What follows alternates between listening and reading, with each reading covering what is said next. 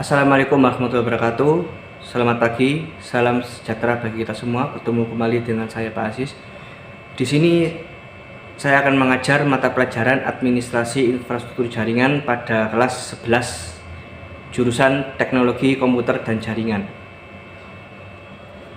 Materi yang akan kita bahas pada saat pertemuan ini yaitu mengevaluasi VLAN pada jaringan. Tentunya kita wajib mengenal pemahaman arti dari jaringan VLAN tersebut, terutama pada konsep dasar jaringan VLAN, cara kerja VLAN, dan kelebihan kekurangan jaringan VLAN ini.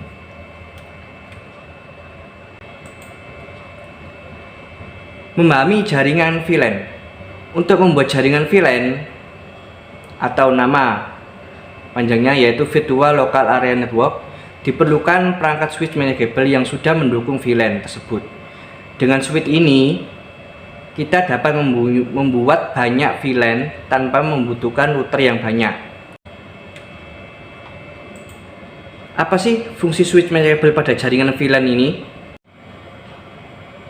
Ya, jadi fungsi switch manageable ini yaitu sebagai otak atau jembatan yang mencatat daftar alamat emisi dari semua klien yang terhubung ke dalam VLAN. Nah, sehingga switch ini dapat mengurangi lalu lintas keluar masuk jaringan atau data keluar masuk data, dan diteruskan menyampaikan pesan melalui paket-paket yang tak dikenali atau dikenali, seperti itu. Ya, dalam skematik gambar tersebut, sesuai rancang bangun jaringan, sesuai topologinya jaringan VLAN yaitu pastinya kita mempunyai router sebagai sumber internet. Ya, router fungsinya sebagai sumber internet. Setelah itu kita mempunyai switch manageable atau biasa kita menggunakan router boot RB951UIND. Nah, gunanya switch ini untuk mengkonfigurasikan VLAN pada klien yang sudah terhubung ke dalam jaringan VLAN yang kita setting, ya. Yaitu tadi gunanya untuk menerima paket-paket atau mengkonsumsi bandwidth dalam satu broadcast domain yang besar, seperti itu. Apa saja tujuan VLAN Virtual Local Area Network ini dibuat? Tentunya yaitu meningkatkan keamanan jaringan yang pertama. Yang kedua, memanage lalu lintas jaringan atau network traffic management. Yang ketiga, menyederhanakan jaringan komputer tersebut. Ya, saya akan menjelaskan cara kerja VLAN secara spesifik, yaitu sama seperti jaringan LAN atau Local Area Network yang mempunyai cara atau langkah sendiri dalam beroperasi. VLAN juga sama, mempunyai cara kerja VLAN dalam suatu jaringan komputer. VLAN ini diklasifikasikan berdasarkan metode yang digunakan, baik menggunakan port atau MAC address.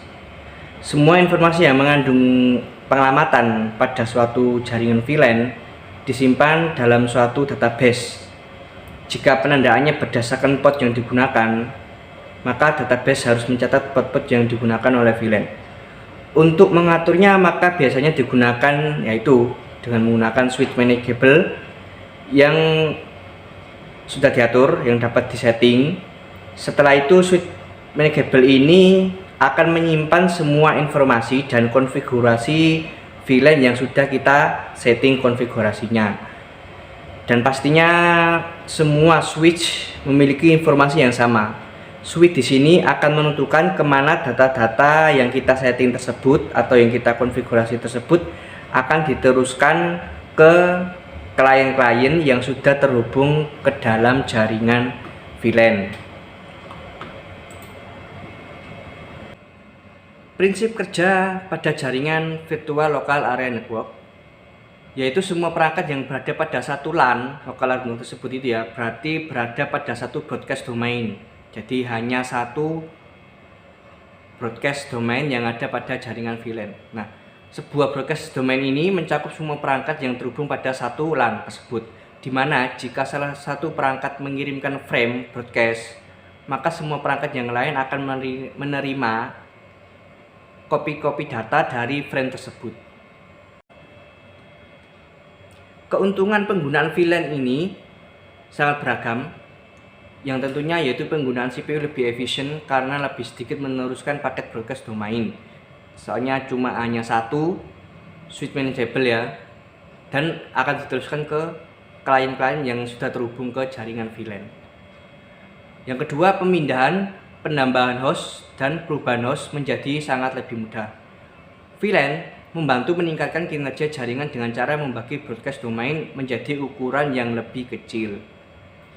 Berikutnya, keuntungan VLAN yaitu VLAN memiliki fleksibilitas yang tinggi dalam jaringan karena user pada broadcast domain yang sama tidak tergantung pada letak atau lokasi fisik user tersebut pada terhubung ke jaringan VLAN.